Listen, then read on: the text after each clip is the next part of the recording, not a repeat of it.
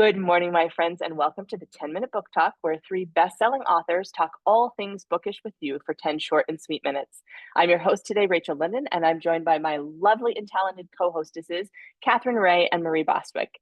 And today we have a friend and New York Times and USA Today bestselling author with us, Courtney Walsh, who has written so many delightful books, and she is back with one that is going to be such a treat to talk about. So, Courtney, welcome back to the show. We're so excited about your new book. Tell us about Everything's Coming Up Rosie. Oh, well, thank you so much for having me. I'm super excited to be here.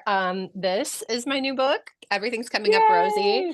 It is about a woman who is a struggling actress, always had a dream to be an actor, and ends up taking a job at what she thinks is a regional theater and ends up being a retirement community in Door County, Wisconsin. So she ends up spending the summer in Door County directing a production of Cinderella for senior citizens. So yeah.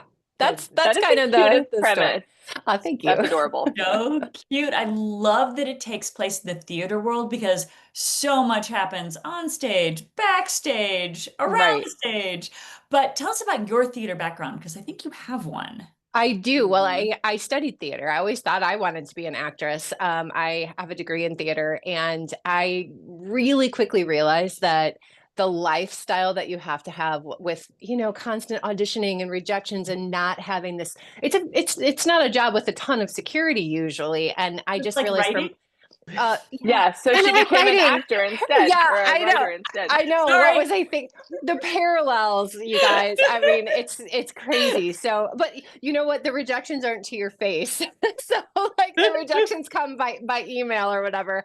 It's like the introverts. Writing is like the introverts theater, I think. Exactly. That's exactly what it is. So I sidetracked you there. Go back to the theater. No, that's okay. That's okay. You're right. Back to the theater. About 11 years ago, my husband and I, we've always been involved in the theater. He's a musician and I have a degree in theater. And so we would drive by, empty buildings and, have the conversation, like, what would you put there? And of course, we had other jobs. I mean, we weren't looking to start a business. Neither of us have a degree or history in business. And always it was a performing arts studio, a youth theater, kind of creating the space we wish we had had when we were kids. Because we weren't, I mean, he was on the swim team, but we weren't athletes. We weren't, for people like us that were more on the creative side, it was like the arts aren't necessarily the most often celebrated thing in a school. And so we did it. We started it in 2014. We started a youth theater here in Rockford, Illinois, and we do at least 4 big shows a year and voice lessons, piano lessons. We have a dance studio.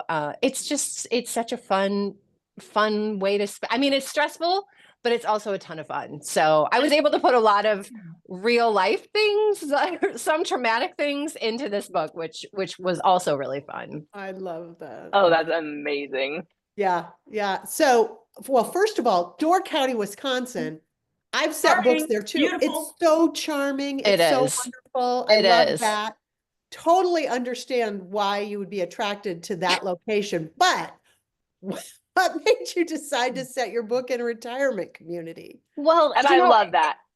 Over the last several books, I have realized that writing older characters really appeals to me, usually because they're so wise. And first of all, the thing that I really love and hope that I adopt as I get older is you can write a character that's older that can say whatever they think.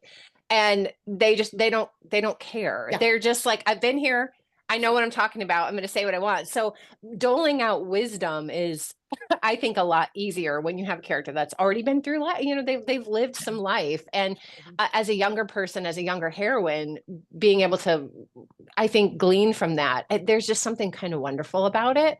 And so I started thinking about it. And originally I was like, do I do like a tour, like overseas? What should I do? And then I was like, no, I just set it in like a retirement community. And I did a lot of research about different ones. And I was like, can you imagine being one of the only younger people in just an entire community, not even a neighborhood, but like multiple neighborhoods of people who were, older? It would be such a strange I think it's just a strange way to exist. So I love the idea of like an 80-year-old Cinderella, I gotta say.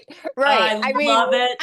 well, and you That want is to know amazing. the craziest thing is that the place where we license most of our musicals from just came out literally last week with a program for senior citizens. And so they have Broadway Junior, where you have a bunch of like little kid type things. Well, now they have Broadway They have Senior. Broadway Senior? That's Yes. so great. I love that. love mean, it. there's so many benefits to doing theater. I mean, the community alone and the confidence that, I mean, for us seeing the confidence in the kids, but I mean, it's just so much fun. It's so fun. I mean, I know it's terrifying for a lot of people, but it can just be just such an incredible thing to just get to the end of a show and be like, oh my goodness, we did that. That was really fun, you know? So Courtney, I think you should years this. ago, my mom worked for a Parks and Rec department and they put on a show with seniors and there was a musical on Broadway called 70 Girls 70. oh It my didn't run for goodness. very long, but it was all seniors. And I back in the love day, it. my mom did a production of it and it ended up going to the World's Fair. It was a big Oh deal. my gosh, Oh that's my gosh, amazing. You should do that. You should do We that. You should do We youth theater should. and senior theater. And senior Expand. I love theater. this. I love it. Pair them together, wisdom and youth. I mean, I we know. I This would be love it. I amazing. think we're onto something here. We We're are. planning your Yeah. life for you. We're planning your next lifetime. Well, I was a theater kid. I started doing theater when I was 10, and my last production was like my senior year of college. So I Oh, I did theater love all the that. way through. Yeah. And my grandparents lived with us. And so I spent so much time in retirement, like senior citizen centers, because I was homeschooled. I spent so much time with seniors. So this book is resonating with me on Oh, I like love multiple levels. I love it. And I love stories that feature theater world and seniors. So this is my happy place. So I'm curious because I know you and I know that you write books to bring joy, but you also write books with a purpose. And so I'm very curious in this story, as we're going along with Rosie and she's learning her life lessons, what are the life lessons that you're hoping readers take away? I think the main thing for this particular book is we work with a lot of teenagers and I see a lot of stress of like, I have to figure out what I'm going to do for the whole rest of my life when I'm 18 years old. And as a person who has had some career change, I mean, we didn't start our business until we were almost 40. It's that, I mean, I just don't believe in that anymore. And I think one thing that strikes me is I'm a fan of big dreams. I love big dreamers. I am always going to be a champion for that, cheerleader for that.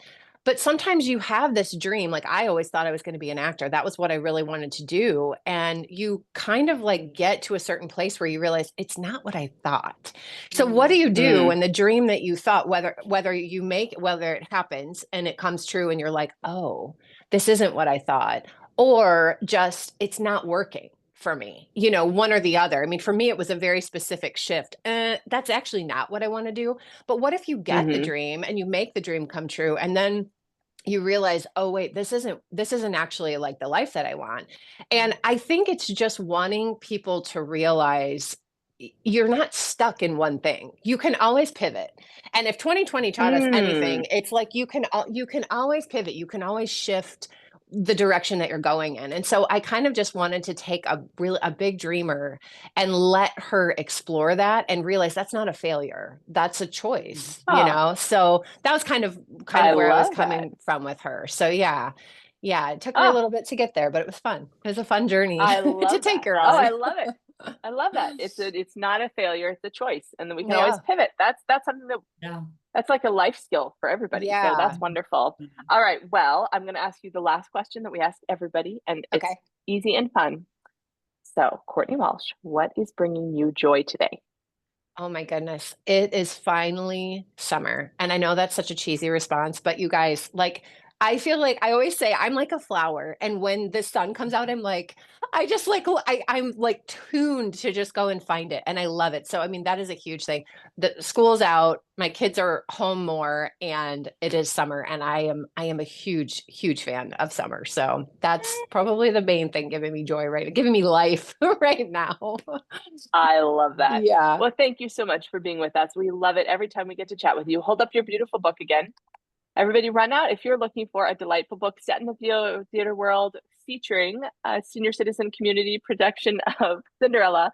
and a book about pivoting and next steps in life, this is going to be your happy place. Thank you so much, Courtney. Thank you. Readers and listeners, you come back next week for more 10-minute book talk fun, and we will see you all later. See you Thank you then. so Bye. much. Bye.